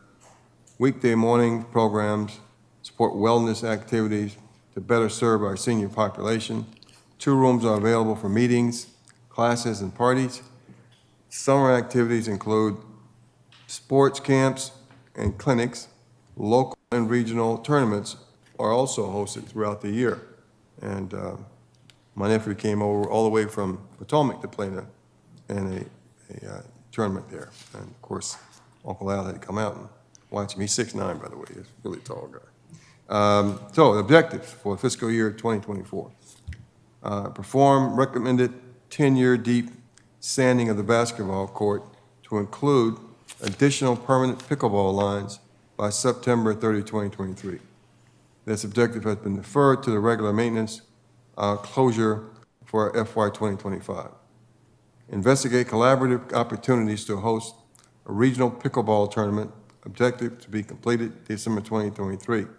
Staff collaborated with the Prince George's County Pickleball Club, hosted Spring 24 tournament on Friday, April 5th. Design and host 2 Friday night teen events by June 30, 2024. Teen Fun Night with a DJ and dance workout was held on March 15, 2024. Staff has scheduled a basketball clinic and workout for middle school aged children on April 26, 2024. Looking at the performance measures, data, there's no change. The fiscal objectives for FY 2025, establish a pilot fitness-based program geared toward preschool and elementary age youth to promote physical activity and fitness by June 30, 2024. Collaborate with Building Maintenance Division to replace the flooring in the 2 large meeting rooms by September 30, 2024. Perform recommended 10-year sanding of the basketball court and include permanent pickleball lines by September 30, 2024. Number 4, collaborate with Building Maintenance Division to install main duct insulation, eliminating duct sweating over the court area, and installation should occur by September 30.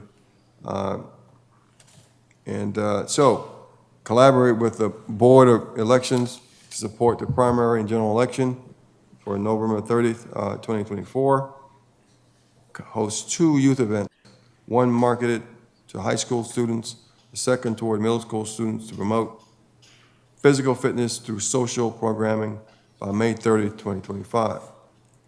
There is a budget change, reduction of hours with part-time gymnasium supervisor position by 4 FTEs at $27,000, and that was moved to another division. The full-time FTEs for our gym is 6.8, $465,900 in salaries and wages. Fringe benefits, $123,200. Looking on page 132, you'll see that we have professional services, including tournament referees, DJs, equipment, and special sponsored events, $39,000.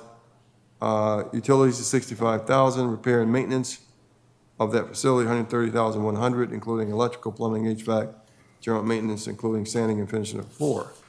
Operating expenses, $36,000, down at 5010. Any questions regarding this gymnasium division of this department? Any questions from Councilmember Steve? Then I'll go to Councilmember Brady, and then the Mayor Pro Tem.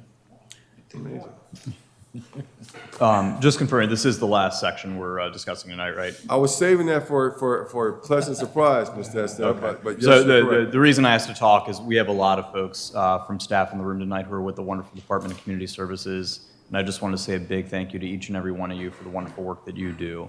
As Mr. Spurgeon and Lori are all too well aware, they have the largest department in the city, which is as much public-facing as anything else that we do.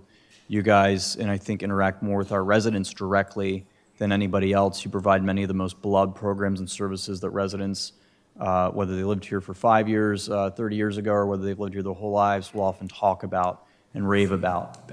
You guys have built some really meaningful community in the city, whether it's at the gym or through family services or at the ice arena or elsewhere through your work. Council member, I think I missed your question in there. Oh, yeah, exactly. Sorry. But I do just want to say sincerely a big thank you to each of you. I think Fred Robinson used to say, the other departments do the essentials, but you guys do the stuff that makes the city worth living in. And so I'm grateful to you all. Thank you. Okay. Councilmember Brady. Question. Thank you, Mayor. Actually, I'd start off by basically saying I think all of staff does a tremendous job in interfacing with our citizens. And each of the roles that you take on, while they are different and unique, they all serve the common purpose of benefiting our citizens, and you're to be commended and praised. I have one comment and then one clarification. Objectives for the coming year, the first one talks about establishing a pilot fitness-based program. If it's successful, I would think we might want to look to expand it in locations, and one place that immediately comes to mind might be the multipurpose room at the Kent Hill Center. And so that if it is successful, then we ought to grow it out and deal with the issue, especially prevalent today with obesity in children. So That's a great idea. Thank you. And the second is a question. Objective 4 deals with, and my imagination goes wild with this, but putting a sock on the main duct insulation. Now, my vision of a sock is that it's very porous. So I'd be concerned that you're not going to eliminate the condensation. So I'd be interested in if you could provide me some information as to what it is, what its characteristics are, because I'd hate to spend a lot of time, effort, and money and not accomplish the problem, but I'm quite certain you're ahead of the game on that. We are, and it is, the technical term is a duct sock, and that's why we use that term. It's engineered specifically to reduce the evaporation. What we've also done is we've been going through with our building maintenance staff over the last couple months, and all the openings basically between the pipes, the joints, they've been going in and sealing. So this is a multi-layered process and an engineered solution. In the Navy, they use duct tape to solve the They problem. might. Thank you, Mayor. Thank you. Any other questions, Mayor Pro Tem? And then I'll go to Councilwoman Ndamamadu. First of all, thank you for the great work that's done up at the gym on a daily basis. Great center of activity for our community. And the pickleball, I understand, is just, to die for. Everybody just go up there and run the place over. Tremendous interest. The question I have is, once the kind of that midday time frame, once we get through the pickleball, how's the utilization going in the afternoons and evenings, and then also on weekends? So specific to your first question, from 1 p.m. to 3 p.m. So pickleball dies down around 1 o'clock. From 1 p.m. to 3 p.m., that is the downtime. That is why we are trying out that new pilot program. So threading a needle here for a target audience to utilize that for homeschoolers or young kids that are not yet at school age, and do something with the space that is valuable for the community. That's ultimately what we're trying. 4 o'clock kicks in. You got the school programs that are coming over to practice and do games. Evening time, it's very busy. Weekends, it's very busy. So it's really, if we're isolating down to a 2-hour window over the entire week of operation, it's 1 p.m. to 3 p.m. Okay. And in our quote, busy times, we used to have a problem with, and problem being defined as people would call and complain to me, about accessibility and inability to play, kids to get on the court and that sort of stuff. I've not heard any complaints about that, and I assume that by virtue of the fact that I'm not hearing any complaints, that the problem has been taken care of. Well, Mr. Mayor Pro Tem, you know, the council fixed that situation about 3.5 years ago. Once we controlled the membership and gave all priority to the Bowie residents, and we allow other people to come in, but they have to get a pass every day. And so I think that relieved the situation. And that continues to work as an Yeah. adequate. Good. 90%, 90+% of the people in the gym are Excellent. Thank you very much, and thanks again to all the staff, not just at the gym, but across all of our entire organization here. Thank you very much. And thanks for being here this evening. Councilwoman Ndabamadu. Thank you so much, Mr. Mayor. Just a quick question, and my apologies when I had technological issues. I just want to go back for a second. My question is not necessarily on the section that we're in right now, but really just more so amplifying a concern that I did receive in email format from a resident earlier this week. So essentially, I had a resident at the senior center did reach out to me this week that talked about the programming, and that essentially there are discounted lunches that are offered to seniors. And essentially during those discounted lunches, what it has been said to these seniors, so I'm trying to recount the story as I remember it, is that they can donate to be able to receive the lunch. But what this resident was amplifying is that oftentimes seniors do go short and may not be able to meet the full cost of the donation. And what she was amplifying to me is, why are we calling it a donation? If there's a set and standardized cost, we should just call it a cost. And then what are we prepared to do in the instance that a senior cannot afford to get the lunch that apparently the senior center provides? So I do want to just go back for a second because I did miss that section because of technological errors, and just kind of get a response to that and just amplify that concern that I received in writing earlier this week. We'll certainly look into that. Thank you. Okay, and then I can forward that to you as well, Nick. I'm not saying that staff is doing anything wrong. I don't know the realities and the functionalities of the programming there, but I do want to amplify that concern, and I can forward the concern to you as well. That would but be I don't great. have a question on this section. Okay, awesome. I'll thank forward you. that over to you. Don't have a question on this section, but thank you. Thank you. Thank you, Councilwoman. Any other questions at this time? Well, I would like to echo my colleagues, and I won't keep you as long as my fellow at the other end colleague. But no, thank you so much to all of you. It's heartfelt, not only from us, but from the community. I think you know that, and if you don't, you should. We appreciate all you do. We truly do. And so thank you for the city, for us, but more important, particularly a lot of our young people. You know, you provide services that change their lives. So thank you again for that. Having said that, City Manager, any closing remarks from you? No, sir. We got all the notes, and we're prepared to consolidate and have it invariably at the end of in May for voting. That's it for us. Well, I think with that said, I will declare this work session closed. Thank you, everyone, and particularly you. We didn't start. It's just a work session.